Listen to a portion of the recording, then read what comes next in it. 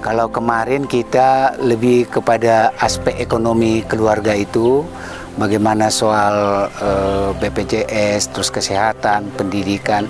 Ini program kami ini adalah khusus untuk perempuan trauma healing, ya, korban kekerasan seksual atau pelecehan seksual. Sebagaimana di dalam Undang-Undang Perlindungan Anak terhadap korban ini perlu diberikan recovery. Jadi makanya kita namanya trauma healing.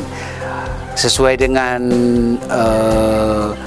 tupoksinya, kami di sini mengajak Dinas Perlindungan Anak dan Perempuan bersama dengan seorang psikolog dan juga dokter, lalu dari Dinas Kesehatan, lalu dari Dinas Sosial, dan juga dari Dinas Pendidikan, Kelurahan, dan Kecamatan setempat.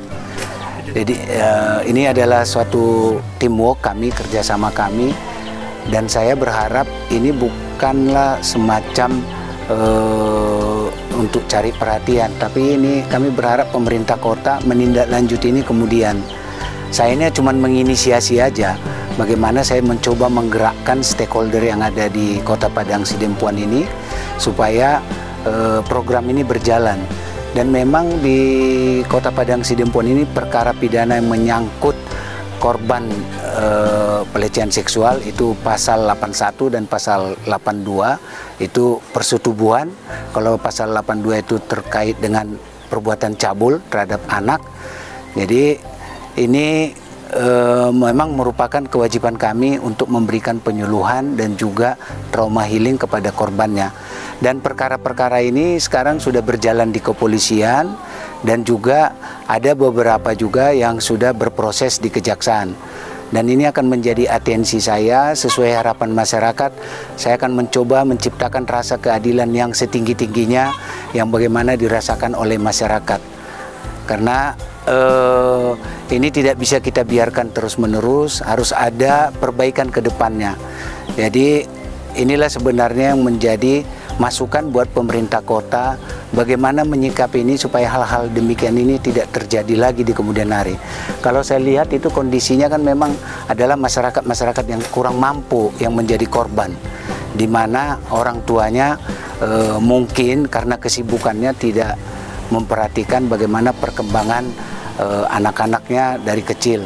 Jadi harusnya pemerintah kota ini lebih sering lagi memberikan penyuluhan kepada masyarakat ini, turun langsung kepala lingkungan, kepala desa atau lurah maupun camat. Ini yang mau saya inisiasi untuk kedepannya. Kemudian tadi Pak, ada beberapa masyarakat yang Bapak kasih saran atau himbauan untuk menjaga anak-anaknya. Mungkin bisa sedikit ke masyarakat yang lebih luas Pak, supaya mencegah terjadinya hal serupa Pak. Ya, jadi kepada orang tua kita harus selalu waspada dengan orang-orang terdekat, karena biasanya itu pelakunya itu adalah orang-orang terdekat. Bahkan ada ayah kandungnya sendiri yang melakukan itu terhadap anak kandungnya. Jadi artinya apa? Ibunya sendiri tidak pernah menduga bahwa ayahnya akan melakukan itu kepada anaknya.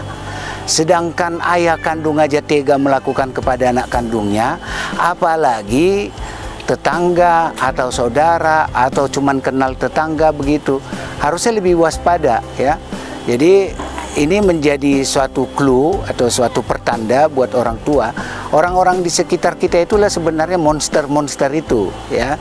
Jadi tidak boleh percaya 100%. Dan juga bukan anak perempuan.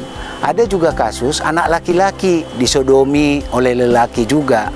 Jadi laki dan perempuan sepanjang dia belum dewasa harus mendapat pengawasan dan bimbingan yang ketat dari orang tuanya.